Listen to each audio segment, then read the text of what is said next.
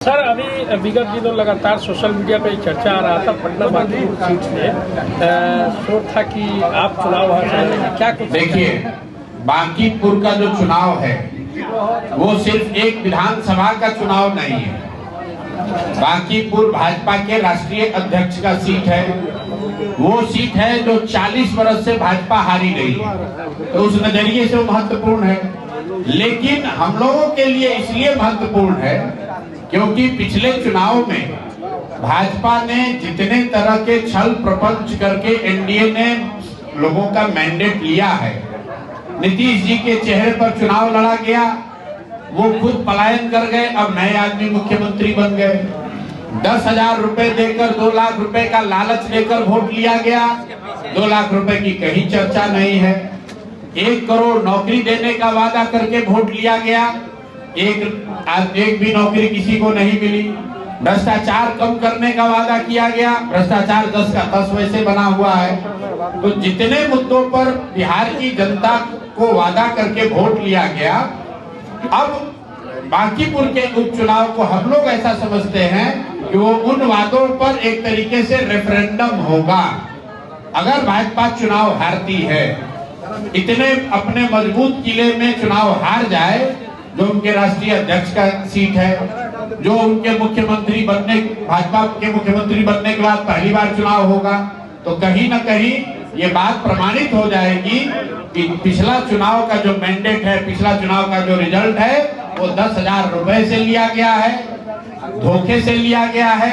इसीलिए जन स्वराज ने घोषणा की है कि बांकीपुर में हर वो प्रयास किया जाएगा ताकि भाजपा को वहां पर हराया जा सके। लेकिन जन स्वराज के लोग प्रशांत किशोर डंके की चोट पर कह रहे हैं कि हरा गमछा लाल गमछा का बात करने वाला ये आदमी, इसका चाल चरित्र चेहरा मुख्यमंत्री के बनने के लायक नहीं है। और ऐसा व्यक्ति अगर मुख्यमंत्री रहेगा तो बिहार में शिक्षा की बात छोड़ दीजिए, रोजगार की बात छोड़ दीजिए, फिर से पुनः जंगल राज, वही जो जंगल राज में होता था वही होता हुआ आपको फिर से दिखाई देगा। तो जन स्वराज के लोग पद की चिंता किए बगैर और आदमी सामने से कितना भी बड़ा हो उसकी चिंता किए बगैर जो सही है हम लोग बोल रहे हैं। आपके यहाँ सिवान से मंगल पांडे के खिलाफ हम लोगों ने कहा था ये भ्रष्ट आदमी है, इनको हराइए। सिवान के मतदाताओं ने नहीं समझा, उनको जिता दिया। लेकिन इस बात की हमको खुशी है कि आज वो मंत्री नहीं है, आज वो मंत्री नहीं है। तो सम्राट चौधरी हो या दिलीप जायसवाल हो या कोई भी मंत्री हो, अगर आपने बिहार की जनता को लूटा है, अगर आप बिहार की जनता के साथ अन्याय कर रहे हैं, तो जन स्वराज का मुंह बंद नहीं होगा।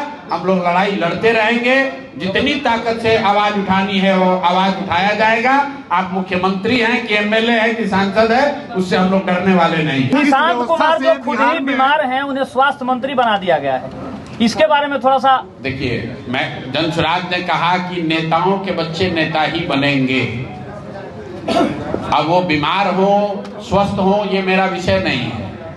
नेता का बच्चा क्वालिफाइड हो या न हो, वो नेता बनेगा इसलिए बनेगा क्योंकि आप नेताओं का चेहरा देखकर वोट देते हैं। जिस दिन बिहार की जनता अपने बच्चों का चेहरा देखकर वोट देगी तो बिहार के बच्चे भी बेरोजगार नहीं रहेंगे। आपने नीतीश कुमार का चेहरा देखकर वोट दिया, तो चाहे नीतीश कुमार का लड़का पढ़ा लिखा हो या न हो, वो स्वस्थ हो या न हो, हमारे पास जानकारी नहीं है, लेकिन वो नेता बन गया, मंत्री बन गया।